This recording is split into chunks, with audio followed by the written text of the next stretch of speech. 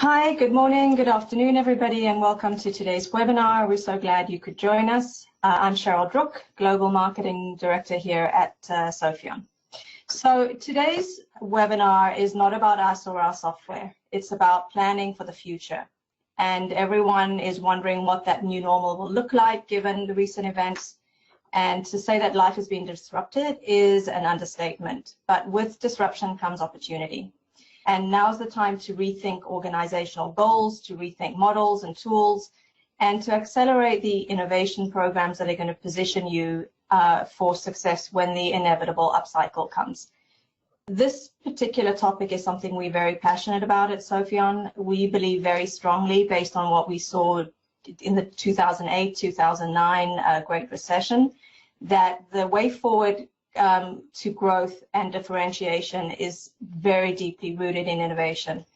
And on the screen, you'll see some other resources that you might want to explore on this topic. There's a series of one-pagers. There's a recording of a Q&A at a recent conference that our CTO and today's presenter, Paul Heller, did. For our customers, there'll be 2 educational sessions on using accolades specifically for innovation continuity. Be sure to sign up for those or look for the recordings afterwards. Next month, we revisit a series that we started just before COVID hit. Ironically, it was entitled Innovating Through Disruption.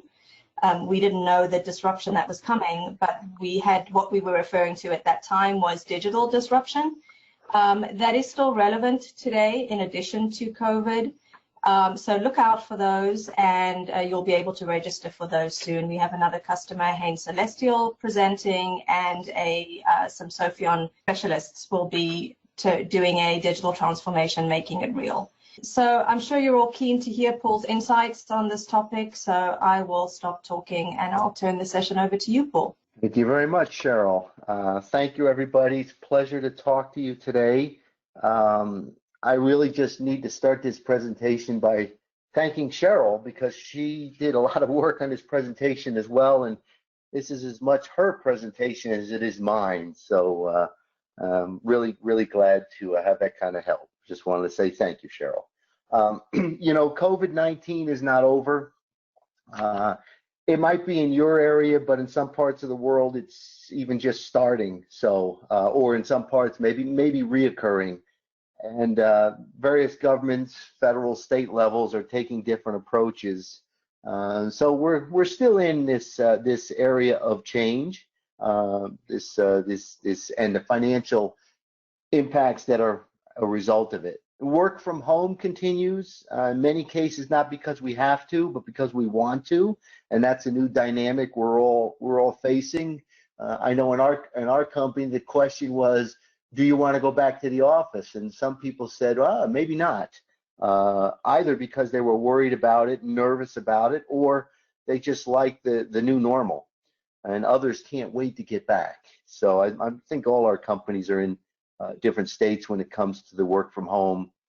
But one thing's for sure, we're not traveling like we used to. And the question is, will that change? And will we ever go back? So things like product trials and market tests are being done differently. We can't go out and survey the consumers like we used to. Supply chain assessments and interactions are different. We can't go visit a factory or look at somebody in our supply chain in the same way we used to. And you know, the gap between large companies and consumers, while it was always there, it has more focus now, and the focus is around the routes to the consumer. So opportunities open and close very quickly, and it's clear that innovation needs to be more flexible. Just to share a few examples of how companies are responding, you know, the initial focus was cash, very short term, where, everything shut down, what are we going to do?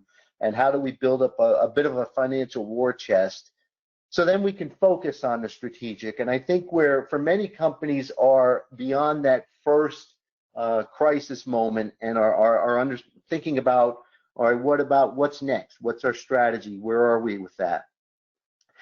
It's clear some companies will get it right and some not. That's a little bit the way it goes, but for sure, the ability to shift and pivot is going to be key. You know, a company like Pepsi, they're going through all these iterations, and They've got alternative timelines for their products. So when do convenience stores close and open throughout the world? When do restaurants, which is a little different go-to-market channel for them, open up? Then you go into the next thing, which is larger venues like movie theaters, and then even the very large venues like the large sports stadiums. And all those have different timelines, different potential future scenarios. So they've got a lot of iterations. You take a company like Kimberly-Clark, and you can see the quote on the screen there. They have actually 11 different models that are driving their scenario planning and their future potential paths. In the technology sector, the quote there is from Texas Instruments, but you'd see something very similar from Intel. They really need to balance their fabs and understand so that when the demand comes back, that they can scale up. So in the last crisis, a lot of them missed it, and they couldn't scale up when the demand came back. That's what Texas Instrument refers to when they talk about degree of optionality. The Netflix CEO says we don't use the words guess and guesswork lightly. We use them because it's a bunch of us just feeling the wind.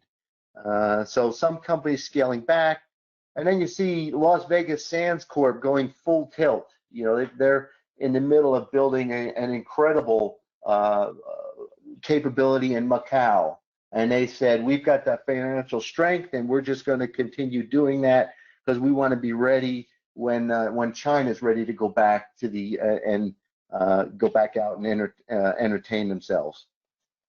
And the final thing you would read across all of this is that some companies were actually prepared for this moment, and we'll talk about that in a minute. But let's talk about what some innovation's changing. The corporate business models are changing. Let's talk about what some very respected companies are saying.